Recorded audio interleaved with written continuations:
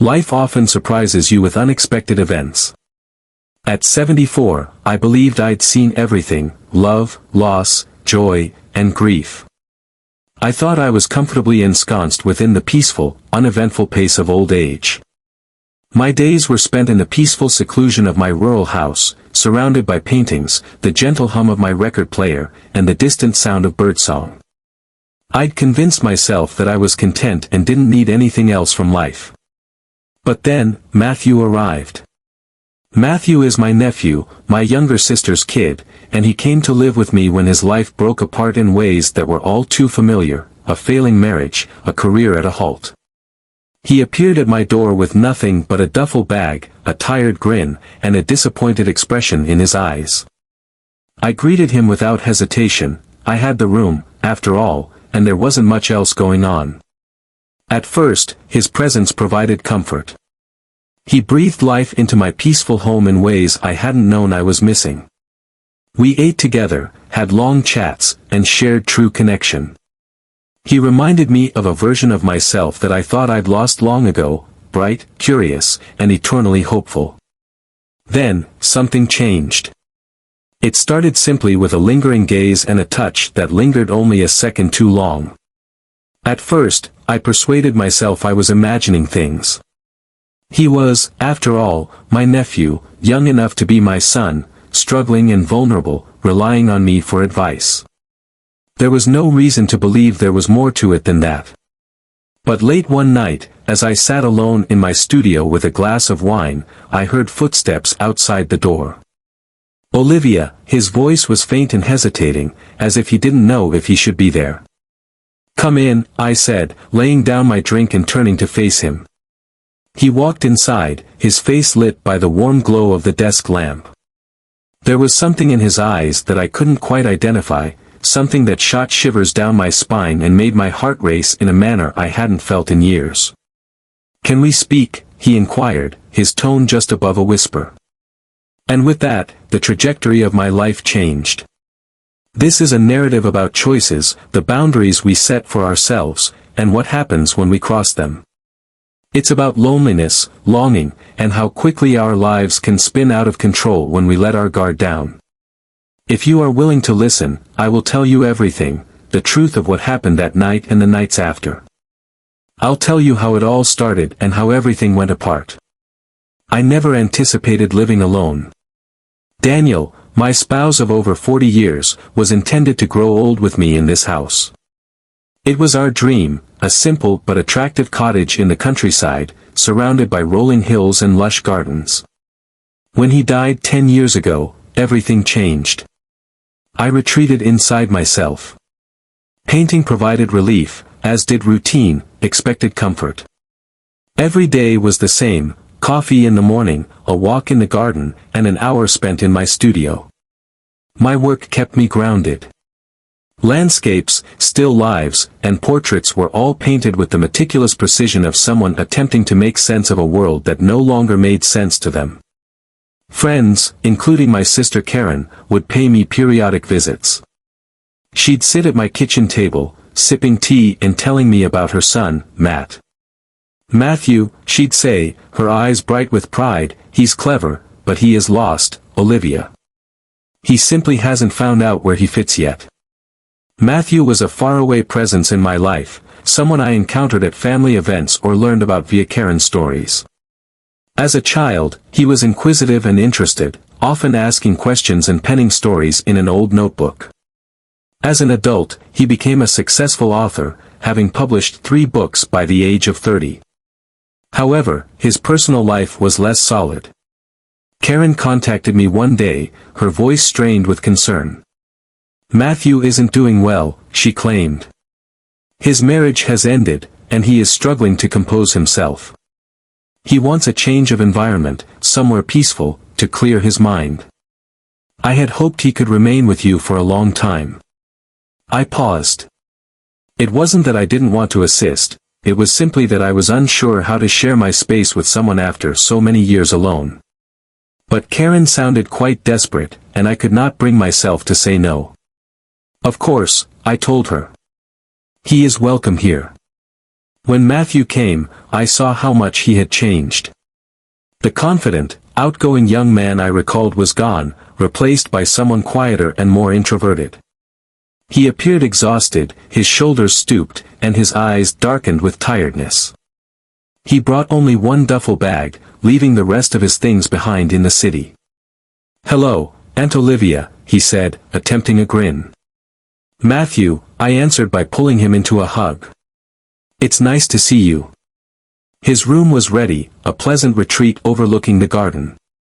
I had filled it with fresh flowers and a stack of books that I thought he might like.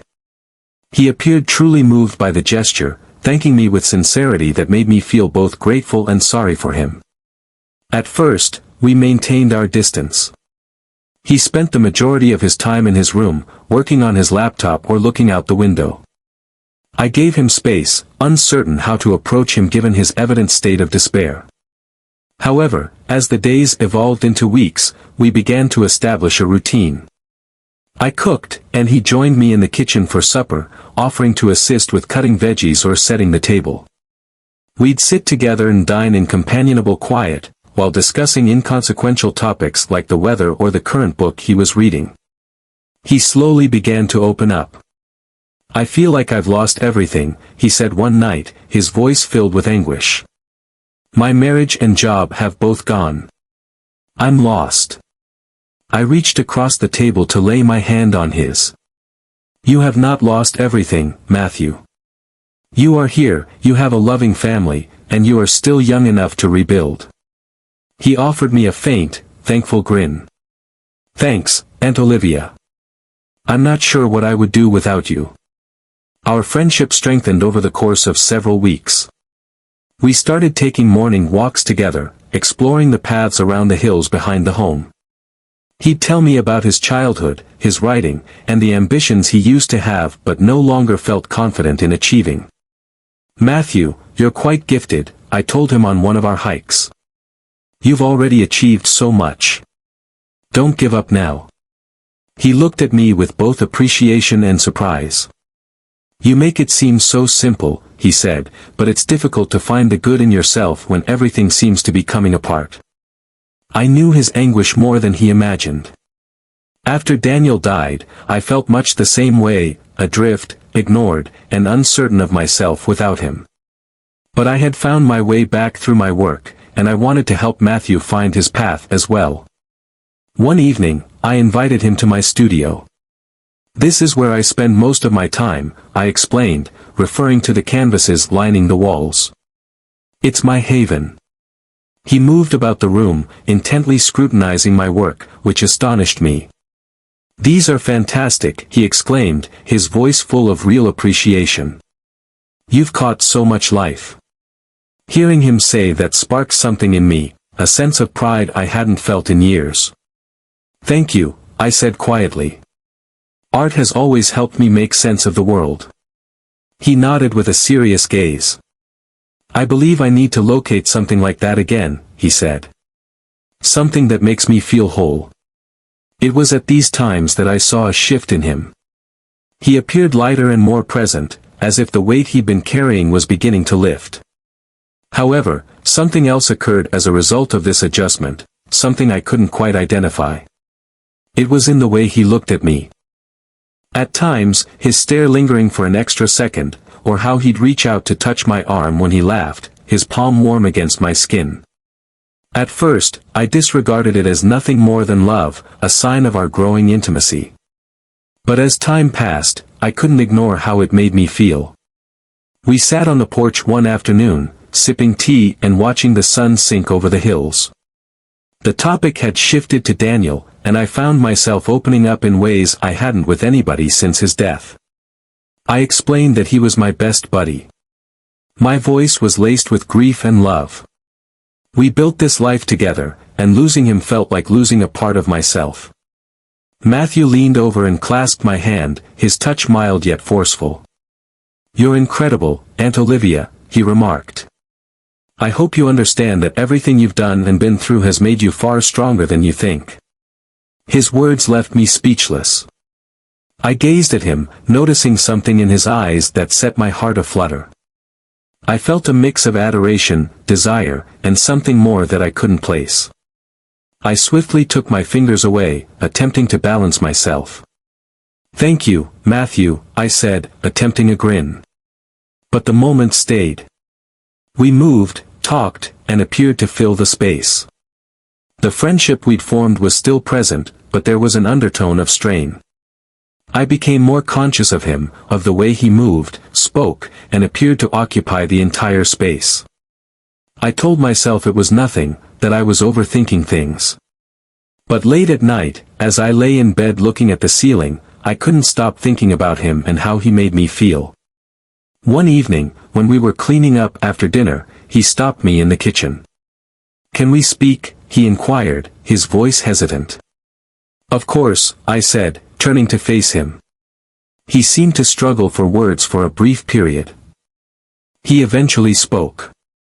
"I simply wanted you to know how much you mean to me," he explained. "You've been so sweet and patient.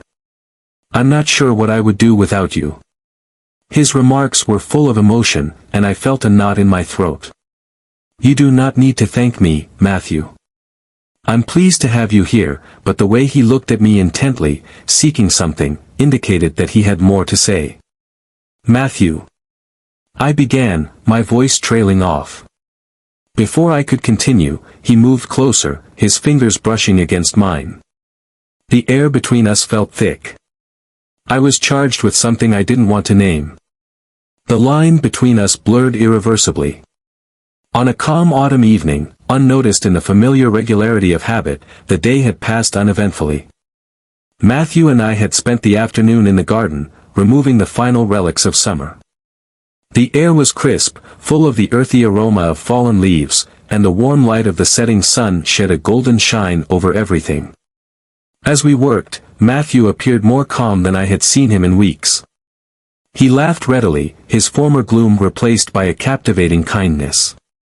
"You have a knack for this, Aunt Olivia," he added, pointing to the neatly trimmed hedges and freshly churned dirt. "It's as if you've made your own small planet here." I grinned and wiped my hands with my gardening gloves. This has been my haven. It has kept me grounded, particularly after. My words drifted off, and he nodded without more explanation. "I believe you understand." That evening, after dinner, he poured us both a glass of wine, a tradition we had developed since his arrival. We sat in the living room, the fireplace crackling quietly in the background. The house seemed warm, inviting, and secure, a sharp contrast to the mounting discomfort I was experiencing within myself. It began simply enough. We discussed literature, as we often did. He had been rereading one of his favorite books, The Great Gatsby, and we explored its topics, which included love, ambition, and the elusive nature of happiness. "It's quite sad," he remarked, swirling the wine in his glass. "Gatsby spent his entire life chasing an impossible dream." I agreed, reflecting on my own life and the dreams I had let go of over the years. I responded gently. "Sometimes it's easier to hold on to an idea than to face reality." He gazed at me, his eyes intense. "Aunt Olivia, mine, do you ever feel settled, Aunt Olivia? Did you give up on anything you wanted?" I was surprised by the question. I took a sip of wine to buy myself some time. "I'm not sure," I admitted. "Ultimately, I believe there were certain things I desired but did not get. But I don't regret the life I've led." "Meaningful," he reiterated, his tone reflective. "That is a nice word for it. I believe I've been chasing the wrong things my entire life. Now that I've lost them, I'm not sure what is left." I stretched out and placed my hand on his. "You're still young, Matthew, so you have time to sort things out." His hand squeezed mine, and for a minute, the air between us changed. It wasn't until later, alone in my studio, that I understood how much that moment had upset me. I tried to focus on the canvas in front of me, but my mind kept returning to Matthew, the way he'd stared at me, the warmth of his hand on mine. I convinced myself it was nothing, a brief moment of vulnerability. "There's nothing more." But I heard footsteps outside the door. Olivia, his voice was low and hesitating, as if he wasn't sure he should be there. Come in, I replied, putting down my brush and turning to face him. He went inside, his face lit by the desk lamp's soothing glow. Something in his eyes caused my heart to accelerate. Is everything okay? I asked, attempting to seem nonchalant. He paused, his gaze dropping to the ground. I don't know, he said. I just needed to chat with you. Oh, sure, I said, beckoning for him to sit. He did not sit. Instead, he stepped forward, his hands fumbling anxiously at his sides. He spoke in a barely audible whisper, unsure of how to express his feelings. However, I am experiencing a sense of disarray in my life, and you are the sole entity that provides any semblance of order. His words sent a shock wave through my body. I opened my lips to reply, but before I could, he had closed the gap between us. Aunt Olivia, his voice cracked, and for a second, he appeared so vulnerable, so lost, that I couldn't bring myself to stop him from leaning in. His lips brushed against mine, delicate and timid, as if he expected me to pull away. But I did not. The kiss was short, yet it felt like time had frozen. When he drew back, his eyes were filled with dread and longing. I apologize, he replied hastily. I should not have. It's all right, I interrupted, my voice shaking.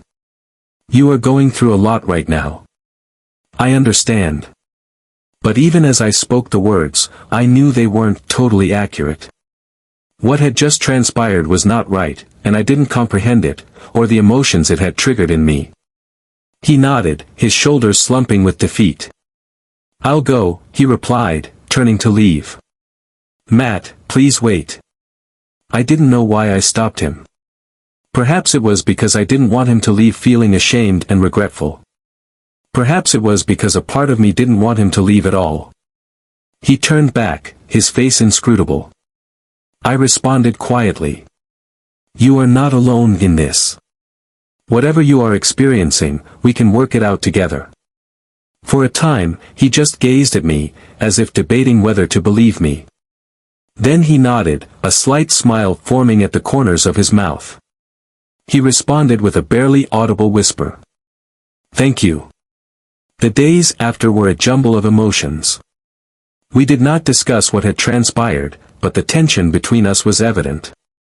Every look, touch, and shared moment was infused with an unspoken understanding. I became more conscious of him than ever before. The way he moved, the way he spoke, the way his presence seemed to fill the room, it was as if the kiss had unlocked a door I hadn't been aware existed, and I couldn't close it. One evening, as we sat on the porch watching the sun sink over the hills, he broke the stillness. Do you ever feel as if you're living someone else's life? He inquired, his voice soft but steady. I stared at him, shocked by his query. What do you mean? Do you ever feel like you've made so many sacrifices that you no longer recognize yourself? I thought of Daniel and the life we had made together. I considered the sacrifices I had made and the dreams I had let go of. For the first time, I allowed myself to confess that, yes, I did feel that way at times. Yes, I said finally. I believe everyone feels this way from time to time. He nodded, his gaze focused on the horizon. I don't want to feel that way anymore, he added. The significance of his words hovered in the air between us. That night, while lying in bed, I couldn't stop thinking about him, about the way he looked at me and how his words made my heart hurt with yearning and terror. I understood that what I was experiencing was incorrect. He was my nephew and my sister's son, but in that moment, he was more than simply my nephew. He was a man, weak, forlorn, and looking for something I didn't think I could offer him. And for the first time in years, I felt energized. The kiss was quick, but its impact was felt throughout my home. I couldn't shake the memory, the warmth of his lips, the sheer vulnerability in his gaze, and how my own pulse had increased against all logic. But now, in the cold light of day, remorse had wrapped around me like a smothering cloak. Matthew was my nephew, regardless of how shattered or desperate we both felt. What had transpired was a mistake. For several days, we avoided one another. Matthew remained in his room, only leaving to get a cup of coffee or a dish of food. I occupied myself with my painting, but the strokes on the canvas were aimless and disorganized. I couldn't concentrate, my thoughts kept returning to him, to that moment, and to the unsaid tension that now hovered between us like a dense cloud. On the third day, he finally broke his silence. I was sitting at the kitchen table, a mug of tea going cold in my hands, when he entered. He was uncomfortable, his customary confidence replaced with something cautious and uncertain. "Morning," he said quietly. "Good morning," I said, attempting to appear casual, but my voice quivered slightly, revealing the conflict behind the surface. He sat across from me with his hands clasped on the table. For a minute, neither of us spoke. The stillness between us seemed nearly painful. Eventually, he cleared his throat. "Aunt Olivia," he began. I stopped him, raising my hand. "Matthew, we don't need to discuss it. It was an error, a moment of misunderstanding." He trembled as I spoke, his jaw hardening. "Is that all it was to you? A mistake?" I gazed at him, surprised by the hurt in his words. "What else may it be?" "I'm not sure," he acknowledged, his gaze sinking to the table. But that did not seem like a mistake to me. It felt genuine. His remarks jolted me, but I pushed myself to remain cool. "Matthew, you're having a terrible time right now. You are fragile, and I should have been more careful." "Careful," he repeated, his voice somewhat higher. "You believe this is only about vulnerability? What about my being lost? Is it not?" I inquired, my tone rougher than I intended. He stood hastily, scraping his chair against the floor. "You don't understand, do you?" he exclaimed, his eyes flaming. "You think I don't know how I'm feeling, that I'm simply a damaged kid clinging to the first person who's been nice to me? This is not about that, Olivia. It is about you," I echoed, shocked. "Yes, you," he said, his voice softening slightly. "You are wonderful, and you don't even realize it.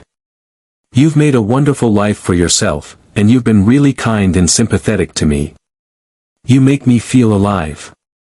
His remarks left me breathless, but also filled me with fear. This was not something we could investigate, it simply couldn't be. "Matthew, I care about you," I spoke cautiously. "But this cannot happen. It's not correct." He gazed at me for a long time, and I could sense agony in his eyes. "I understand," he answered eventually. "I will pack my belongings and depart."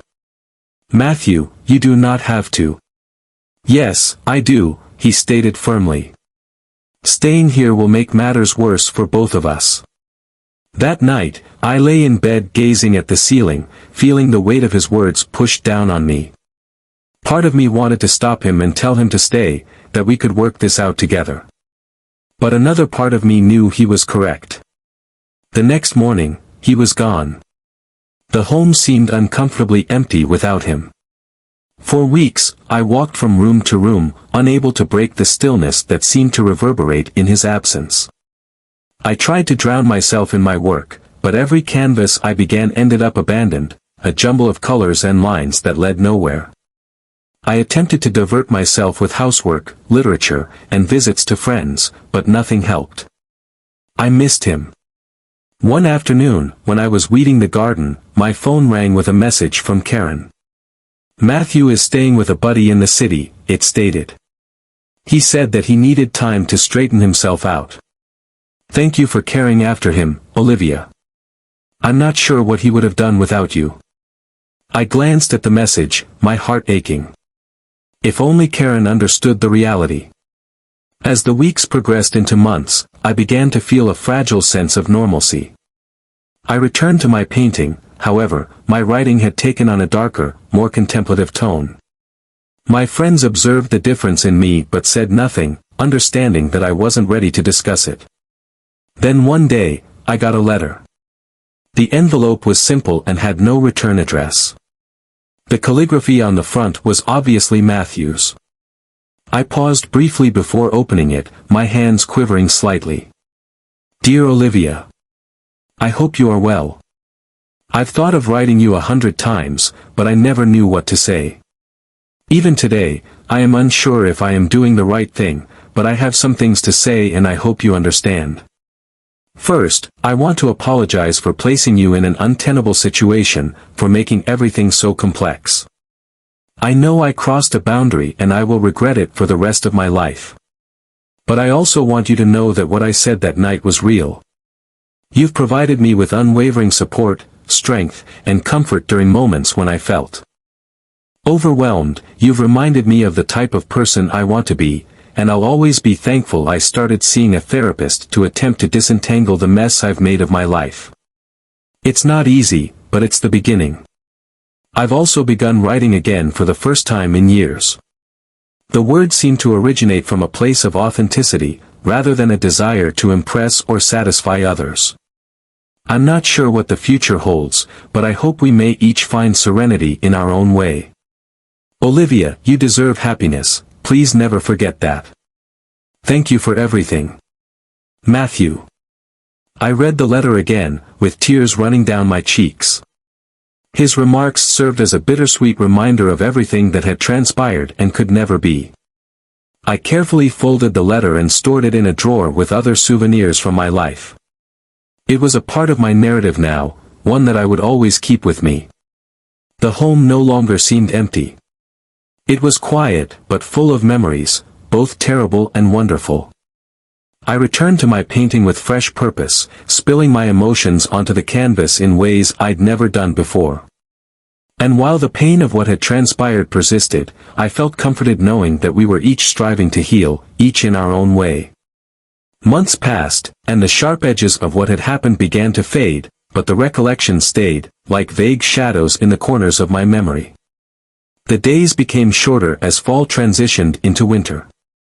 I felt myself retreating deeper into my craft. Painting became my therapy, allowing me to digest all that had happened without having to say anything to anyone. My paintings evolved throughout this time. They became increasingly abstract, with whirling colors and patterns that appeared to alternate between chaos and order. Friends who stopped by my studio remarked on the transformation, wondering at the depth and emotion in my work. Olivia, you've tapped into something profound, one of them said. It's like you've discovered a new voice. They were correct, but I didn't tell them why. The events of those months damaged something in me, but they also exposed something I didn't realize was there: strength, resilience, and the ability to feel deeply even in the midst of sorrow. Karen phoned me regularly to update me on Matthew's progress. She mentioned that he was getting better. One evening, he's been visiting a therapist and has started writing again. I think he's finally finding his feet. That's great to hear, I responded, my voice remaining calm even as my heart hurt. She paused before proceeding. I'm not sure what you said to him when he was with you, but whatever it was, it helped.